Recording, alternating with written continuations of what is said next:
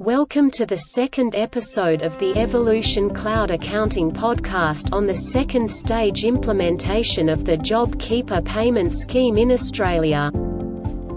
This episode focuses on the eligibility criteria applicable to employees. If you wish to read the content in this podcast, you can read our JobKeeper Stage 2 blog available on our website, evolutionclouds.com.au. In principle, the eligibility type applicable to employees has not changed from JobKeeper Stage 1. However, the ATO has extended the eligibility to include additional employees. Eligible employees are employees who are currently employed by an eligible employer, were employed by such employer on 1 July 2020, are employed as full-time or part-time employees including employees on fixed-term contracts, are employed as casual employees for over 12 months as of 1 July 2020, have been stood down due to government mandate, are an Australian citizen, permanent resident or New Zealander on a subclass 444 visa, are not receiving JobKeeper payments from another employer, are not receiving the JobSeeker payment, are employees re-employed after 1 July 2020, who have come from a previous employer eligible to the JobKeeper scheme who has ceased to operate, are employees re-employed after 1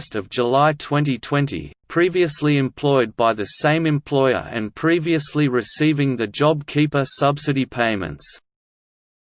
Payments to eligible employees. The subsidy payment will no longer be the same amount for all employees. Based on the number of hours worked per week, employees will now be classified into two tiers. Tier 1 will include employees who have worked more than 80 hours over a set period.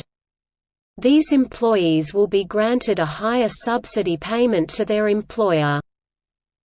Tier 2 will include employees who have worked less than 80 hours over a set period. These employees will be granted a lower subsidy payment to their employer. The same classification assessment applies to eligible business participants. Tier 1 employees include full-time employees, part-time employees who have worked 80 hours or more, over a set 28-day reference period, casual employees working for 12 months or more as of 1 July 2020, who have worked 80 hours or more, over a set 28-day reference period. Eligible business participants who have actively contributed to the workplace for at least 80 hours or more, over a set 28-day reference period. Tier 2 employees are part-time employees who have worked less than 80 hours over a set 28-day reference period. Casual employees working for 12 months or more as of 1 July 2020, who have worked less than 80 hours over a set 28-day reference period. Eligible business participants who have actively contributed to the workplace for less than 80 hours over a set 28-day reference period. Regular and systematic base testing. A casual employee is likely to have been working on a regular and systematic basis if they had a recurring work schedule or maintained a reasonable expectation of ongoing work. The ATO has set out a range of testing to assess whether a casual employee has been working on a regular and systematic basis and therefore entitled to the Tier 1 subsidy. Test 1. Employee 80-hour threshold.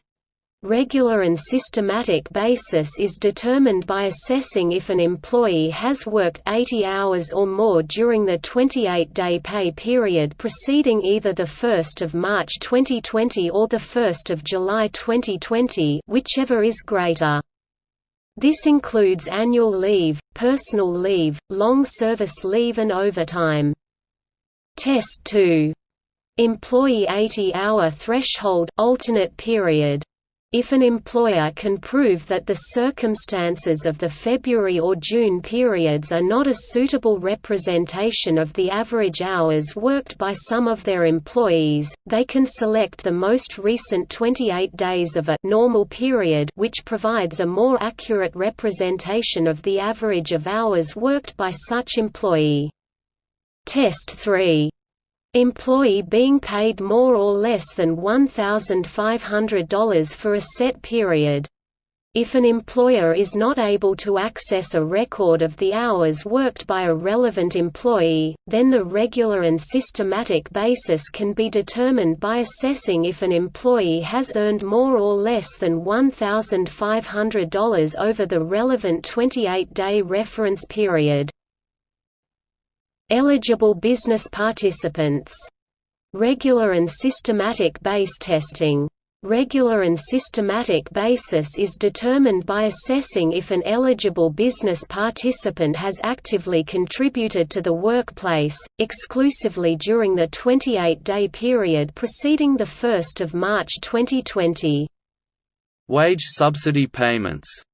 The wage subsidy payments will decrease between the periods from October to December 2020 and January to March 2021.